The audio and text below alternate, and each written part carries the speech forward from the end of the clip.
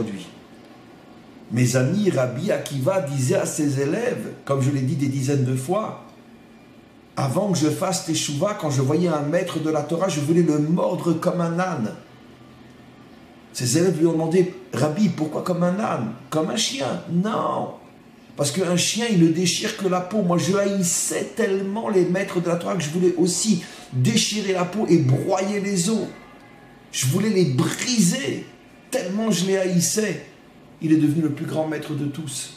Il avait atteint un niveau d'éloignement extrême par rapport au maître d'Israël et il devient le plus grand des maîtres d'Israël.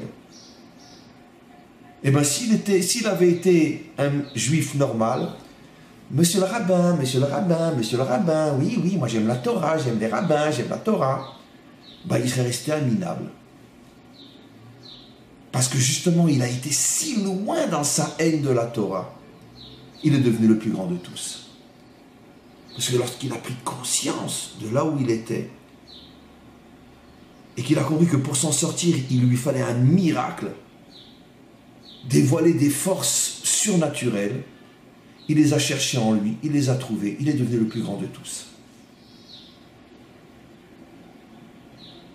C'est absolument incroyable. Je reviens à ce que j'ai dit tout à l'heure. Le Mashiach sera la dernière réincarnation du serpent. Parce que le serpent, pour s'en sortir, après tout le mal qu'il a fait,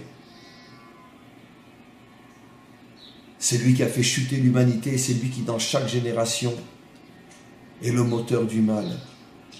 Le jour où le Nachash prend la conscience de ce qu'il fait, il prend la conscience que pour s'en sortir, il lui faut un miracle, il lui faut des forces quasi divines. Et lorsqu'il les trouvera, il deviendra le Mashiach. C'est fou d'imaginer que le Mashiach, c'est le serpent réparé. C'est incroyable. Il n'y a que les maîtres de la Torah pour révéler une chose pareille. Le Rav Kook explique que seulement ce niveau de Teshuvah pourra réparer l'humanité tout entière. Et c'est facile à comprendre.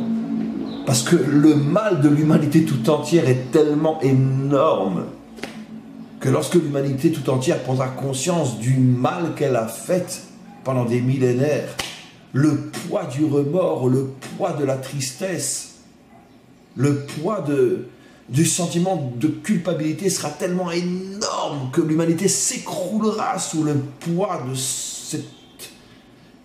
de ce remords inimaginable. Mais comment on a pu faire tout ce qu'on a fait?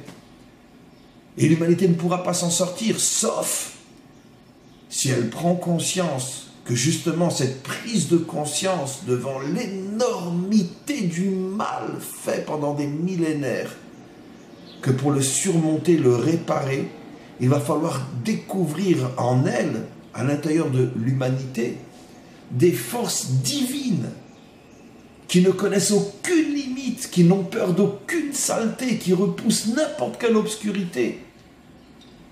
Et quand l'humanité aura le courage de rechercher ses forces, eh bien elle deviendra l'humanité de la délivrance. Et tout sera réparé. La conclusion de ce qu'on a expliqué, en ce qui nous concerne d'abord chacun d'entre nous, c'est le message suivant. Comprendre qu'on n'est pas dans ce monde pour s'amuser. On n'est pas dans ce monde pour avoir une petite vie pépère, ses petites vacances, son petit week-end, sa bonne paye, ses petits amusements. Ceux qui sont à ce niveau-là, comme disent nos maîtres, c'est ceux que Hachem déteste tellement qu'il les laisse s'amuser pour que finalement ils disparaissent pour l'éternité. Une vie authentique est une vie qui est traversée par les difficultés, par les épreuves, et aussi par les chutes, par les erreurs et par les fautes. Il ne faut pas avoir honte de fauter. Il ne faut pas avoir honte de faire des erreurs. Nos maîtres iront jusqu'à dire que les choses qui sont hautes ne peuvent être atteintes que après de nombreuses chutes. C'est la chute qui nous élève. On n'est pas encore dans le monde à venir, on n'est pas encore dans le paradis. Ce monde, comme à l'armée, est un terrain d'entraînement, un camp d'entraînement. Et quand les jeunes recrues qui sont destinés à être des combattants font leur classe, la première année, eh ben, les entraînements sont de plus en plus compliqués, de plus en plus difficiles. Et il y en a qui se cassent une jambe, il y en a qui sont hospitalisés, il y en a même qui malheureusement renoncent, il y en a qui sont rejetés parce que les officiers se rendent compte qu'ils ne sont pas à leur place. Mais ceux qui arrivent au bout sont les héros. Ceux qui protégeront leur peuple. Ceux qui assureront la vie et l'éternité de leur nation. L'élite d'une nation. Dans ce domaine-là, bien évidemment.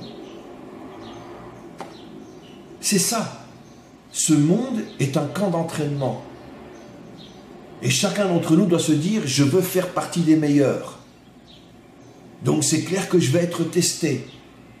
C'est clair qu'on va me mettre face à des situations pour voir jusqu'où je peux aller. Comment j'arrive à me dépasser, me surpasser. Ça, c'est le choix d'une vraie vie. Nous ne sommes pas sur terre pour nous amuser. Nous sommes sur terre pour nous dépasser. Un homme véritable est celui qui vit constamment dans le dépassement de lui-même. Un homme véritable est celui qui déteste plus que tout les limites et une vision petite de lui-même.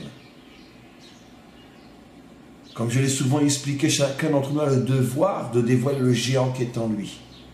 Mais sans les épreuves, sans les chutes, sans les fautes, impossible de dévoiler ce géant. C'est pour ça que j'ai dit tout à l'heure que finalement, quand on comprend ce qu'est la vie ici et le pourquoi de notre présence ici, on se rend compte que même les fautes sont en vérité des cadeaux du ciel. Oui, même nos fautes, nos chutes et nos erreurs sont des cadeaux du ciel.